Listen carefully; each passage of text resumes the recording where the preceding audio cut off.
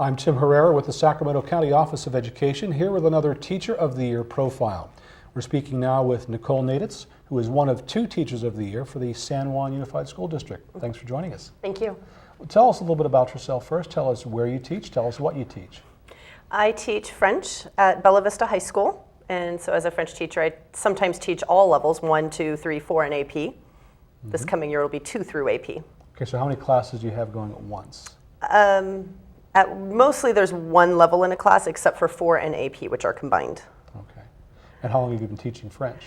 I started teaching back in 1993. I've taught every year since, with a 1-year gap, actually, when my son was born, and then a 3-year gap when I was a full-time BITSA support provider for my district. Okay. So when we talk about teaching languages, is that a subject area that you feel that could really use a little bit more support? It can.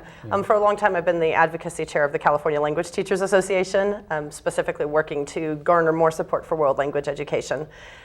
World languages are actually listed as one of the core academic subject areas, not only under No Child Left Behind, but also under the Partnership for 21st Century Skills curriculum framework. They're just second behind English language arts in terms of the skills that our students will need to be successful post-high school in their jobs and careers. Is it because it's not one of those subject areas where there's a lot of standardized testing that you feel that it doesn't get the spotlight it deserves? I'm sure that that's one reason, and there's a lot of reasons why we don't have testing in this subject. It would actually be incredibly expensive to design an appropriate test for languages, and you'd have to have readers who come in and people who listen to the interviews and possibly even conduct them. So the lack of standardized testing does help take away a little bit from some people's perceived importance of world languages. Another is just our country is very large, and it's easy to forget how the rest of the world, it's common to be bilingual. Our country is actually unique in its insistence, for the most part, on not becoming bilingual.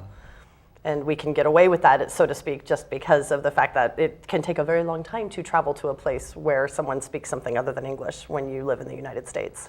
And is that how, when you're having a conversation with that one student who says to you, I don't know why I have to learn this, you kind of have to explain? I do, and to parents, and sometimes to other people, other stakeholders in education, actually about how much international business we do in trade, how many jobs per year, over 200,000 Americans lose jobs because of a lack of language skills, or they're ineligible to apply for a job because of a lack of language skills, how costly it is for companies when they need those language skilled individuals and can't find American citizens, and then not only do they pay that salary to a foreign national, but they also pay all of their relocation costs, their paperwork costs, their housing while they're here in the US, transportation back home for vacation. So it's costing our country a lot of money to not develop these skills. Plus it has, in recent years, it's become evident it's also a national security risk. So how is it, when you study a foreign language, how does that help you improve your indigenous native language? Almost everyone who studies another language, and I don't know if you ever had the chance to, finds that they understand their native language better. We don't study our native language, we speak it. And as a result, we don't realize how the grammar works and why certain things are said the way they are until we learn another language and start to compare those language structures, and it suddenly draws a sort of an interest and a comparison to our own language, and we begin to understand a little bit more about how our language is put together and so on. And language classes, a generation ago at least, were common in middle school and elementary school, but now it's really exclusively in the high school and college level. Almost. Yeah. Yeah, we're seeing a push, actually. It's not very big yet, and it hasn't gotten a lot of momentum, but we're starting to see signs of a swing in the opposite direction. We're starting to see, for example, San Juan Unified just opened its first dual immersion program, kindergarten Spanish-English at Edison Elementary. And we're starting to see more and more of those opening, and that's really exciting. Well, the challenge will be to really do this for a wide variety of languages. A language might be perceived as being a needed language at one time, but that changes. Back in the late 60s, Russian was suddenly the needed language, but that changes all the time, and so we want to make sure that we set up systems to where we're prepared to teach a variety of languages, not just because they're needed on the national scale, but because they also have intrinsic cultural value, literary value, artistic value, and they help us understand other people's and their perspectives, regardless of whether or not it's a language that's perceived as needed at the time. So what drew you to being a French teacher? Is that what you had in mind when you started out? Probably not when I first started taking French, but very early in high school, I decided I wanted to be a French teacher. I was really fascinated with the language, of course, and then with that exact idea of being able to really, that other peoples have different perspectives and values, and that through language classes, we're one of the only classes in the curriculum that actually explicitly teaches students to examine other cultures' values, to have an opportunity to look at their literature, their art, their media, their news broadcasts, and really look without judgment, which is going to help them work collaboratively in very diverse teams, no matter what field they go into.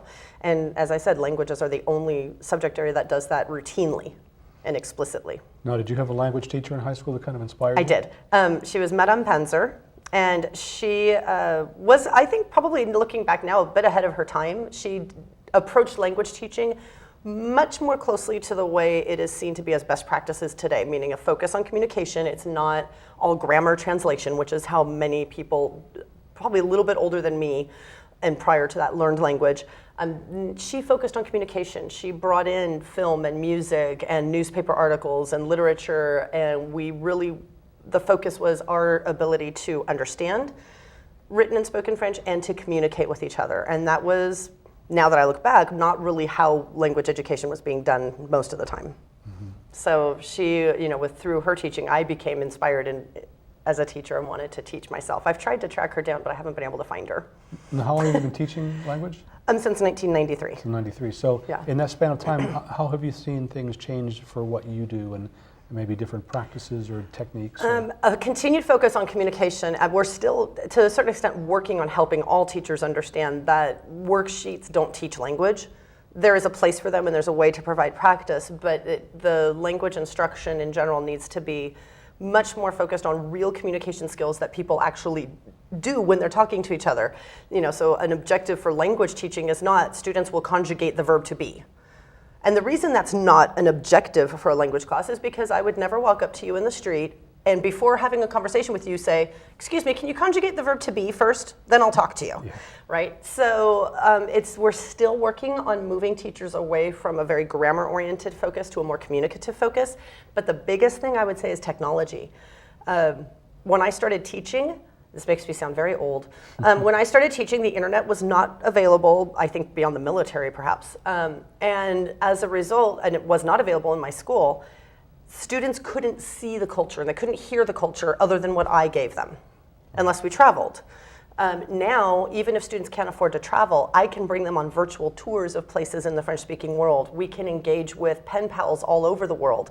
We have Skype conversations, we webcast, we watch media events from around the world. So the availability of the cultures has just grown incredibly since I started teaching and has made it much, much easier to provide authentic voices, a range of voices with different accents, different ages, all representing the French-speaking world, which encompasses over 30 countries. So they have very diverse accents and so on, and it's just really made it. And that interactivity, with the Skype and webcasting, that makes it real for those students, doesn't it? Yeah, it's incredibly important in all subject areas, not just language, that we make sure that education is meaningful and applicable beyond the classroom. That the students aren't just a completing assignment for me and my grade, but for a real purpose and ideally for a real audience of, in my case, native speakers. In other subject areas, in the science, you would want to try to create opportunities for their students to present their work to actual scientists. Right? In history, you would want opportunities to interact with actual historians and read documents with the historian and see how they actually look at the document differently because they're experts in the field, and so on. So that's a very important aspect of education that I think we're just starting to understand now. And it's the practical application of the language use. Mm-hmm. Absolutely.